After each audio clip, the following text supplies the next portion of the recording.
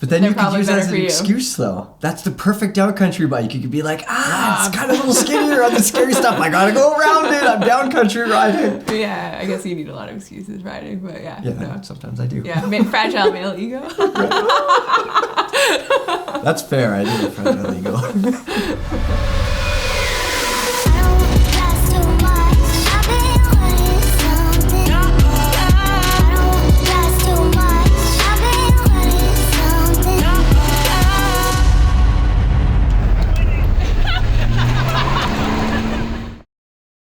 Hey everybody, I'm Mike Levy. We're here at Pinkbike's annual field test, and it's time we talk about Editor's Choice. The category that we're going to talk about now is downcountry, and what the heck is that? It's basically trail bikes with less travel, so you have an excuse to go around all the scary things. Now in this category, we have the Guerilla Gravity Trail Pistol, the Pivot Mach 4 SL, Mondraker's, this is quite the name, the Podium... The f-podium DC. What does f-podium DC stand for? DC stands for downcountry. And then we also have Trek's Top Fuel, and then the Juliana Joplin, also known as the Tall Boy. All right, so you guys have been riding these 5 bikes for the last 2 weeks. Let's start with the bike that sticks out for you in a good way. What is your favorite of these bikes? Which one would you take home? Well, I can say that I had the most fun on the Guerilla Gravity and the Joplin or Tall Boy. Probably because they did have the most travel. They had, I would argue, the funnest geometry. But if you want to kind of limit that to a downcountry bike, I mean, I kind of feel like they're kind of pushing the limits for what a downcountry bike is. And the more I thought about it, the more I have to say that the Top Fuel grew on me. Because, I mean, I really didn't like it at first, but it does pedal really, really well. I mean, it feels like a cross-country bike when you're pedaling it, and like it just goes really fast. And the suspension is weird because it's so harsh off the top. But I did like how it kind of got better the more you abused it. Like, it just wanted you to just throttle it on everything, and then it got really fun. Would you pick the Top Fuel too, or?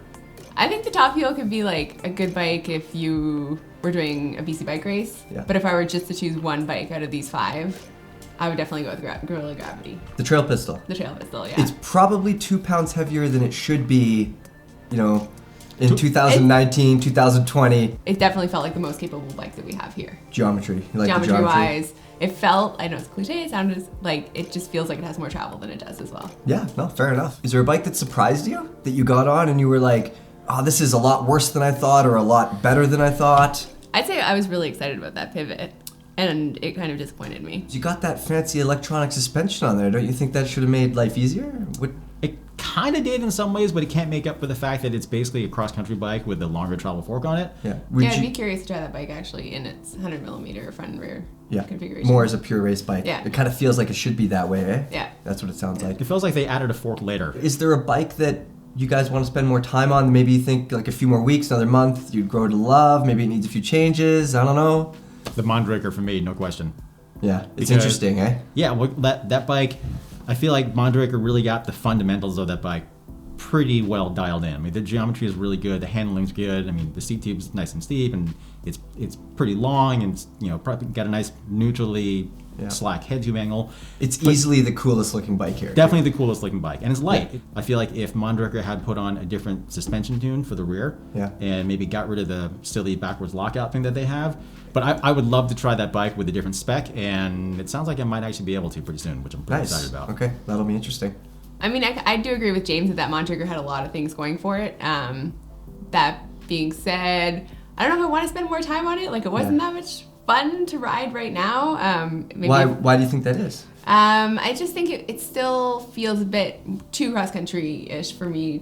Okay, so this whole downcountry thing, I feel bad that I put the name out there and it's sort of taken off a little bit.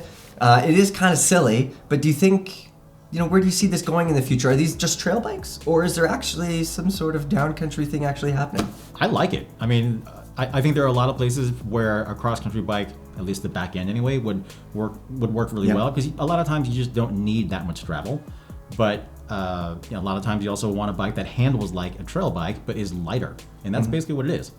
It's kind of like a weird category because it's not quite a cross-country bike, and it's not quite something you can do everything on. Yeah. But it's kind of, I see it as like an exciting or an exciting trail bike. Yeah, yeah, like, I would agree. Yeah, that you can kind of go fast on the climbs and the descents, and the descents are going to be a little bit maybe sketchier, but or kind of more keeps fun. you on your toes. Yeah. Or more fun, Yeah. less travel, little steeper angles. Yeah. I think, a lot of times that can make it more fun. I mean, Yeah. not everywhere. It's pretty gnarly up in some Yeah, of those depending on the places. trails that you're riding, Right? it can either make them more exciting or But just then make them you can see you're on a unrideable. downcountry bike, you go around the things. Yeah, right, excuse, yeah. Right, but I would agree. To me, they seem a lot like cross-country bikes in spirit. That's the big thing. Like the Top Fuel, to me, that is a downcountry bike. It is. All right, so one thing that's pretty obvious when you look at the bikes out there, these so-called downcountry bikes, is that half of them kind of seem like trail bikes and half of them seem like cross-country bikes that have maybe been up-forked a little bit. They come stocked with bigger tires and things like that.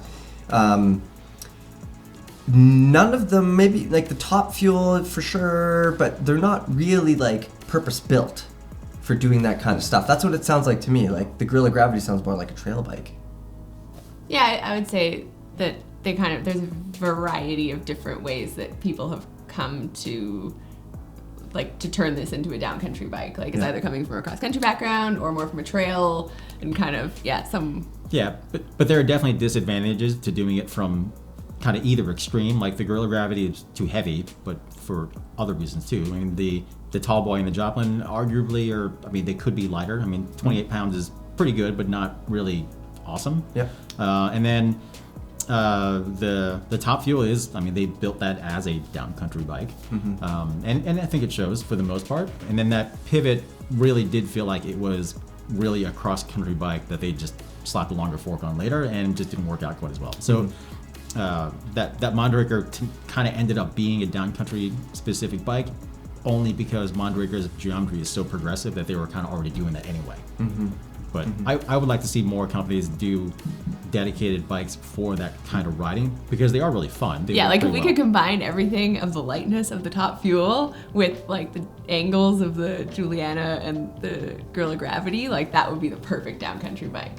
So you could really beat your friends to the top and the down. All right, so I think we all have to apologize for saying downcountry so much. We probably can't say it for about a year now, but we're all wrapped up. You're not going to hear it for a little while. That's it. If you have questions, put them down below. We'll come in and answer them. Stay tuned for more videos from Pinkbike's Field Test.